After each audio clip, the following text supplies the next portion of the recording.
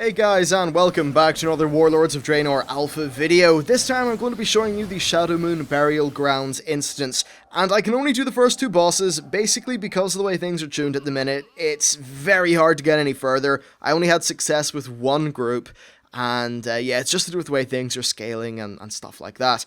Now, this is just coming up here to the first main trash mob that's actually worrisome. Well, not worrisome, he's really okay. Basically, he does a group damage thingy, which is very strong, and the only way to really mitigate that is just to, set up your usual stun or stun or interrupt rotation. It really is fine though. Now the rest of the trash up to the first boss isn't very interesting, and I'm more focused on mechanics, so let's skip ahead to the first boss. You can see that big ring of runes. If you walk into a rune, you take 100k damage.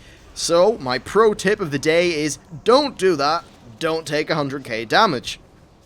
Okay, there's big marks on the floor. Don't stand in them because daggers will fall in them. Also, don't stand near the daggers because they do an AoE. The next thing the boss is doing is a 15k damage a second nuke. As you can see, there's lots of things happening in this fight very quickly. There's the daggers again. You're always moving, there's always something going on, and it is honestly just a ton of fun.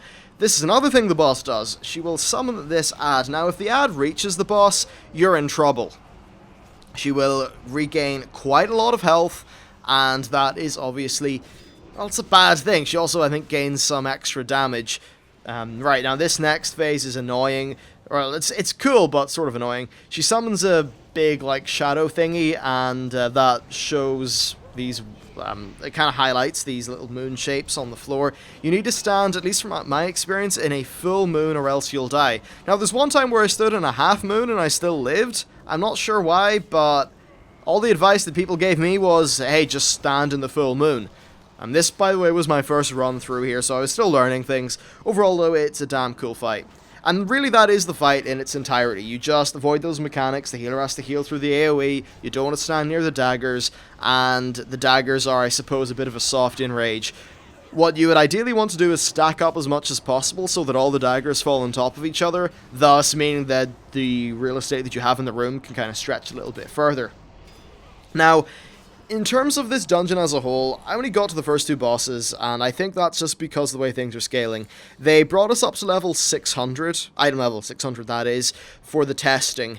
And things, honestly, they feel like a heroic, but a really spottily tuned one. Now, there is a post on the Warlords of Draenor Alpha forums by Watcher, who is the main encounter guy, and he said that the tuning is really rough in here, and they're just kind of getting preliminary stuff for it. Now, we were doing this at 600 item level. I've seen Calric, who was it? Yeah, Calric, Fat Boss, and Nobble. They were doing a group. Now, they were doing on the level 100 server with item level 660 gear. I believe that it's, at least it appears to me, that it's the exact same dungeon, the same difficulty, just that we were item level 600 and they were 660. And maybe that's why they were able to complete all of them. I'm not 100% sure. I'd imagine that this is quite doable in the gear that we have at the minute. I did die there, as you see, I didn't stand in the full moon.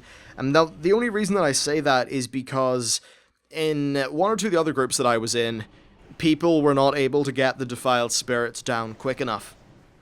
And the Defiled Spirits would just heal the boss up massively. Now, in the video, or at least on the stream with those guys, they were able to keep on killing the boss while essentially ignoring the ads and letting the boss heal up. That just makes me think that there was an extra 6 item levels worth of DPS going on there. Not 100% sure though, but hey, that's just a theory anyway. If they did manage to complete all 4, then, well, grats, that's pretty awesome. Now, we did get the first two bosses here down. Unfortunately, after the second boss, the servers went down, and we lost our progress, which was unfortunate, and the alpha servers are actually down at the minute as they transition into the beta, so this is the best that I can bring you. There will be a full, kind of snazzy cut video that's really awesome in the future, going over every single boss in here, but I thought that this is the footage that I have for today, and people would likely be interested in seeing this dungeon. I know I certainly am. It's way better than, at least from the first two bosses, it's way better than anything in Mists of Pandaria. Anyway, so that's the first boss down. Tricky enough, well, not tricky enough, punishing. If you don't conform to the mechanics, you will die, but if you conform to the mechanics, you will be fine. And it's definitely, like, there's a great pace, not pace, I'm like, a feeling of tension. I suppose the pacing of the fight's very good as well, it's always fast. I'm speeding the video up quite a bit here, just to sort of show you this trash, while, you know, not skipping it, so there's at least a little bit of continuity. Yeah, it's okay trash. There's not really much going on in terms of the mechanics. It's really just something that's pretty quick and easy to kill. Anyway, so the reason I left this in is because I wanted time to talk about the actual aesthetics of the dungeon. It's beautiful. It really is beautiful. I think this place is... it's just really well designed. I love the big stones. They make you feel completely dwarfed.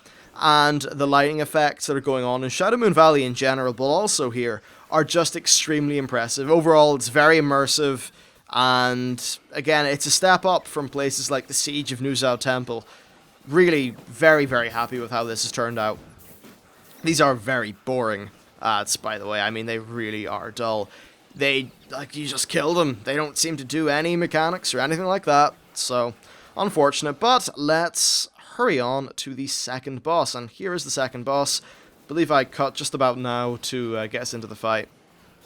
The second boss is also extremely fun.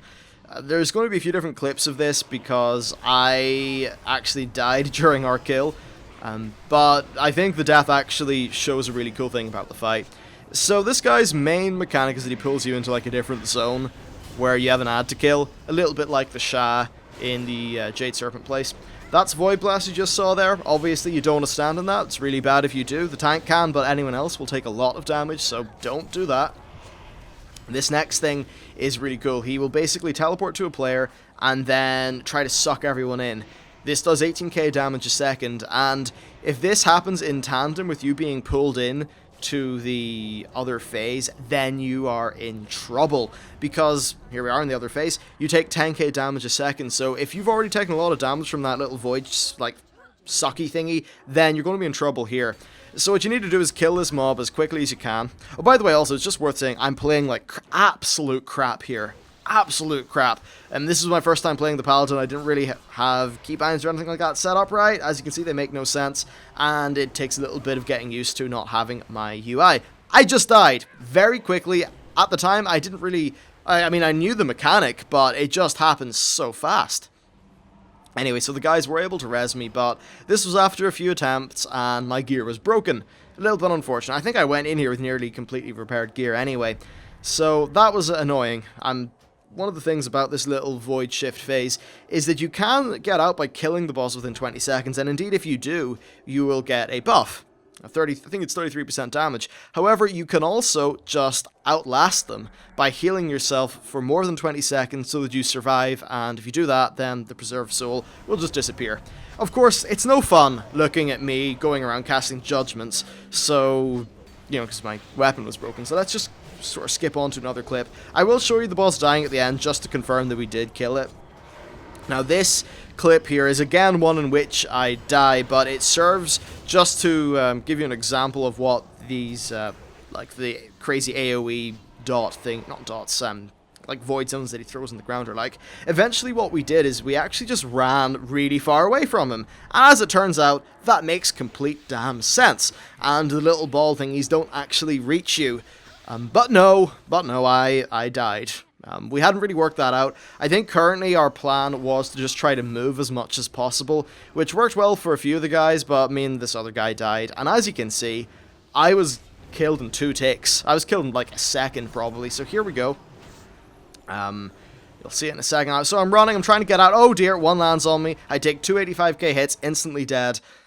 Like, that's very quick. Now, just to confirm that we did actually kill it, what happened is, after, this is the same run where all my gear broke, after my gear broke and I died for a second time because I just couldn't heal myself through the little ad dude, what happened is the boss sort of bugged out for a little bit, and then these two guys were able to solo it just as a DPS and a healer, which was odd. Then we finally killed it and released the souls.